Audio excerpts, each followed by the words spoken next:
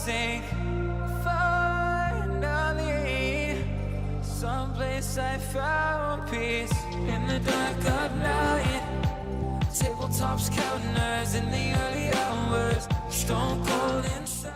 Hey guys, thanks for watching. I wanted to share this simple DIY project with you guys. If you watch my son's room reveal, which I will link to this one, then you would have seen this bench, toy bench that I made for him. I wanted to share it in a separate video just to show you guys how I made it. I have had this bench for a very long time. Initially the color was red and then I spray painted it white, and I want to treat it well now. So the first thing that I'm going to do is I'm going to use this Zensa Premier White primer to prime it with, just so that the paint can stick. And then when I'm done, I'm going to use the Bullseye 123 white paint to paint it with it. I love this paint. It dries so quickly, and I'm also using a sponge roller because I don't want any streaks whatsoever. I want it to be nice and smooth. I've cleaned it. Can you see the red at the bottom? So I've cleaned it and left it to dry, and I am now going on with the white primer. This is what it's looking like after it's been primed. I have left it to dry, and now I am going to start with the paint. And this is my second coat of paint. It is looking super duper white. I love it. It looks really nice and clean now. All the chips are gone. And I am just going to paint it again for the second time and then leave it to dry.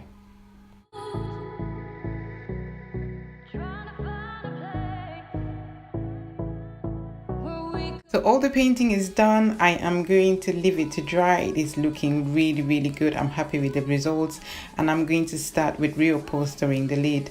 I had reupholstered this lid before, and basically all I used was just wood, foam and batting and some fabric with some staple guns. The fabric I'm using to redo it this time is just this beautiful curtain that I found from Donald Mills for £2.75. It was so cheap because it was just one in the pack. So I'm really sad that I'm cutting it out, but it will look perfect on this for the lid. I start by cutting up the fabric to the length that I wanted, and then basically all I'm doing is just stapling it. The only trick that I could share here is just make sure that you fold it in when you're stapling it, so that the fabric, especially if you have a fabric that frays, so it doesn't fray. And even if your fabric doesn't fray, it's nice and neat when you do it that way. Always check your work as you go along, just to make sure that everything is sitting where you want it and that it's nice and taut, especially when you're doing the sides. For the side, basically I try to get rid of all the excess fabric because I don't want it bulking, and then I just fold it into a pleat and staple it down as I am showing you here.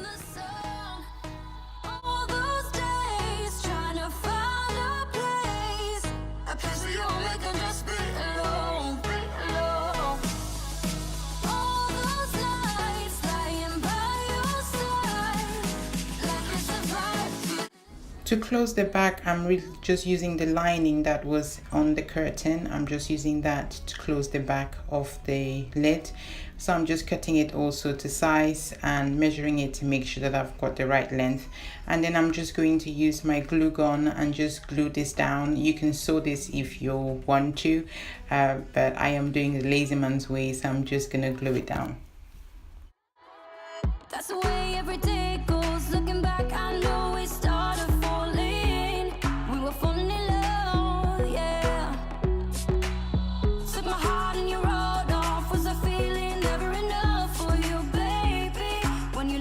So this is what the finished product is looking like. Nice and neat. I love it. I love the color and I love the texture of this. It will sit so well in this new makeover that we're doing in this space. Like I mentioned before, this was a shelf that's a standing shelf, so I've turned it now on its back and using it as a toy box. As you can see, all his toys fit perfectly well in here. I really like it. It's a space for him to sit and put his shoes on as well. Look how beautiful this fabric is. I love it.